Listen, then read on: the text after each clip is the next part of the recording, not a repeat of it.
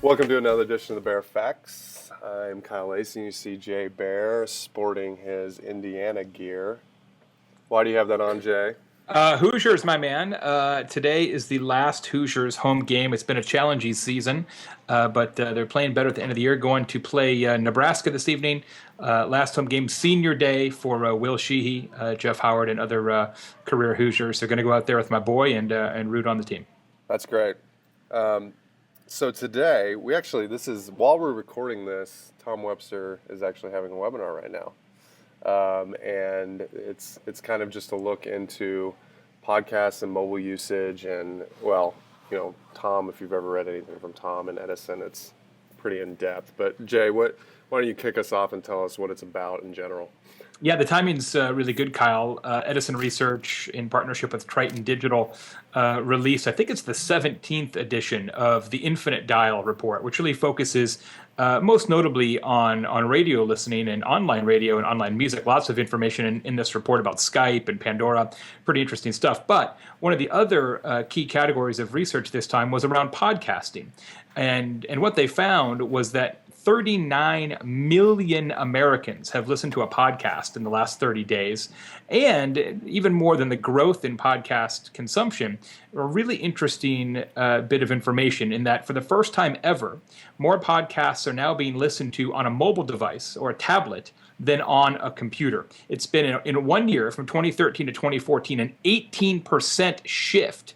Wow. In how podcasts are listened to between computers and smartphones. And you think about things like Stitcher and the iPhone podcasting app, and the fact that now people can stream audio pretty easily, but mostly because of LTE and even 4G kind of bandwidth on your phones. And all of a sudden, it opens up a lot more listening windows to the podcasting community. I certainly have had a lot of success with the Social Pros podcast, which your colleague Jeff Roars co-hosts with me, and there's lots and lots and lots and lots of other marketing podcasts out there now because it works. It simply works. And it's actually interesting because, not coincidentally, ExactTarget has some research in a similar vein in terms of mobile behavior, yeah? Yeah, we just, last week, we launched a mobile behavior report where we went and actually installed software into 470 U.S. consumers' phones and tracked their usage and what they did and surveyed them. Yeah, I know.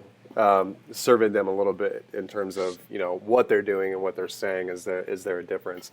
And a lot of things came out of that.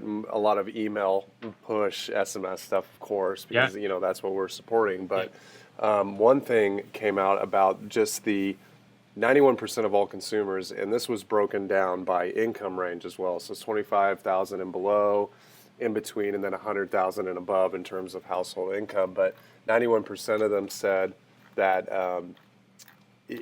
they want seamless experiences with content over their mobile devices, and I think that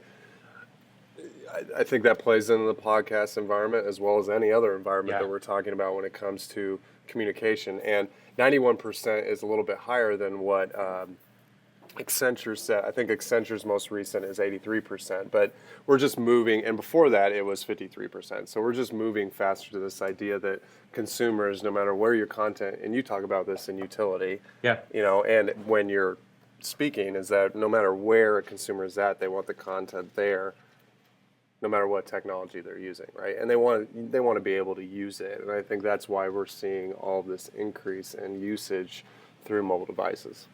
Yeah, it's pretty fascinating. You think about what Chrome did when they initially said, look, if you've got Chrome on your phone versus tablet versus computer, we'll set up the same experience. You get the same bookmarks, the same tabs, the same history. And at the time, I'm like, God, I don't know, do I want that? But now I can't imagine living without it, right? Absolutely. At the time, I was like, that doesn't seem like anybody cares. And that sort of platform agnosticism is absolutely the future.